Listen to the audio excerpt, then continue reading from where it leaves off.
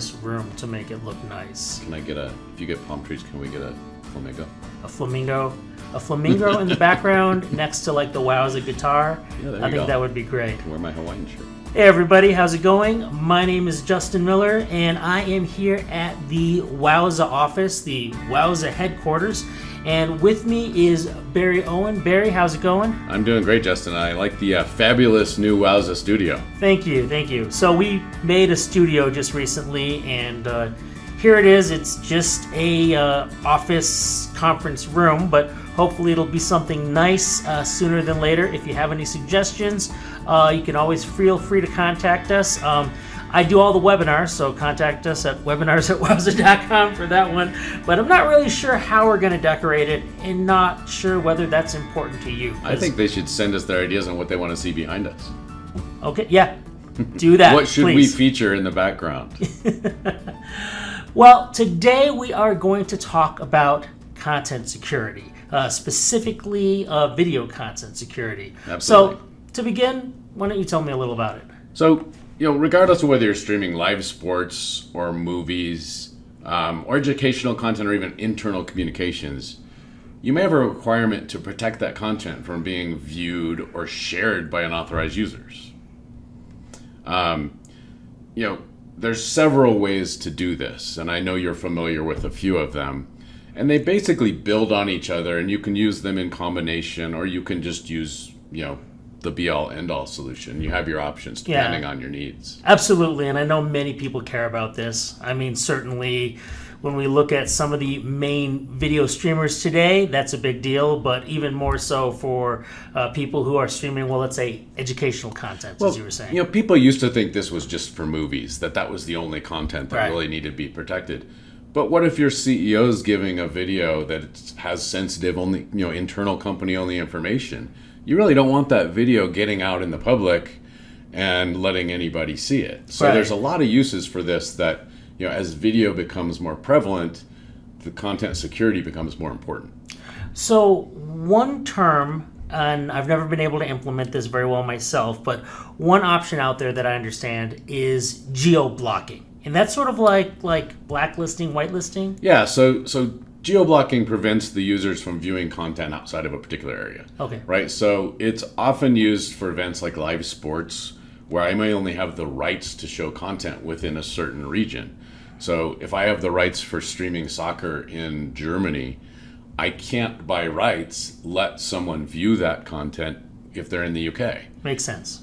You may have specific agreements with that particular country to show it there. Well, it's particular content, particular rights holder usually, right? So if it's Champions League and I've purchased the rights to stream Champions League in Germany, I didn't purchase the rights to stream Champions League to the UK.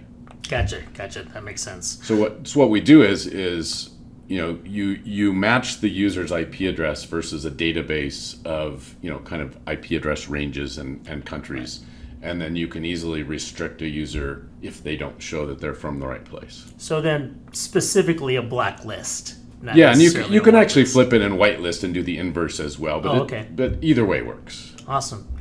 What are some other options then beyond geotagging? So beyond just restricting folks to a certain location, sometimes you want to prevent unauthorized or users that aren't logged into your platform from being able to view or share a stream. So what you can do there is use a signed URL. And what that signed URL does, it basically gives each person who's authorized to view the content a unique URL to access that content. Okay. And if someone else, if they grab that URL and give it to their buddy or post it on Twitter, those people can't view it because that's locked to their particular IP address or session ID. So that would also be similar to someone just having a membership or logging into a website? Sure. That's the most common way to do it, yes. Okay. So the ones we've talked about right now are basically geo, meaning by location, or something that's specifically to a specific user. What other options do we really have out there, though, for making sure someone can't see the content if they get it? Yeah, so the important thing to note about those first two options is the content itself isn't encrypted, right? If that content does happen to leak out, there's nothing prevent the people who got it from viewing it or copying it or downloading it. Okay. Right? So in order to do that, we need to encrypt the stream. So, basically by using a standard encryption algorithm, typically AES 128, you can actually encrypt the video content itself with a private key, and then you have another key that people can view it with. Now, you could do this on your own. You could create a system where, hey, I encrypted my content. Great, here's the decryption key. Okay. But now you got to manage that decryption key and make sure it only gets in the hands of the people who are supposed to have it. Okay. And that's a whole different matter altogether. And to really do that properly, you really need to use a system like a DRM platform. Okay. So this is digital rights management that we're talking about. Correct. Okay. So what this does is it provides a mechanism for a content provider to retrieve an encryption key from the platform, and then for the viewers to get a decryption key based on whatever entitlements they have. And the way I like to phrase it is it provides the client a mechanism to acquire an entitlement to view the content on a particular device, right, at a particular time in a particular location. Okay. So what happens if they don't have access? And I assume this is fairly immediate for them on their side. Yeah, so most of us now we all subscribe to Netflix and all these other premium services. Well, those services all use DRM, right? So what you'll notice is obviously if you're not logged into the platform and you happen to know the URL of a stream, you're not going to be able to view it. You're not going to have a mechanism to view it. Okay. It also handles things like expirations and timeouts. Okay. Right? So when sometimes you start a stream or start a show, you have 24 hours to view it and then you have to reauthorize.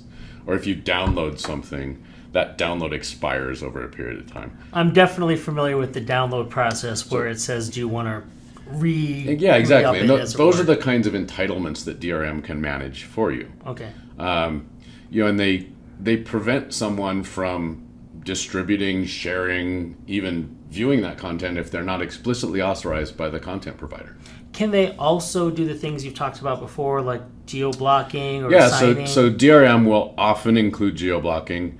So that Netflix is another great example, right? If you try to view Stranger Things in an area where they haven't released Stranger Things yet, even though you're a U.S. subscriber, it won't allow you to. Okay, great to know. Definitely interesting stuff there. Well, thank you for joining me here in my little office. Hopefully, it'll be nicer sooner than later. Absolutely. For anybody who wants to get more information on this, we definitely have a blog post available for you to view. Other than that, I hope you all have a great weekend. Take care. Until next time, everybody.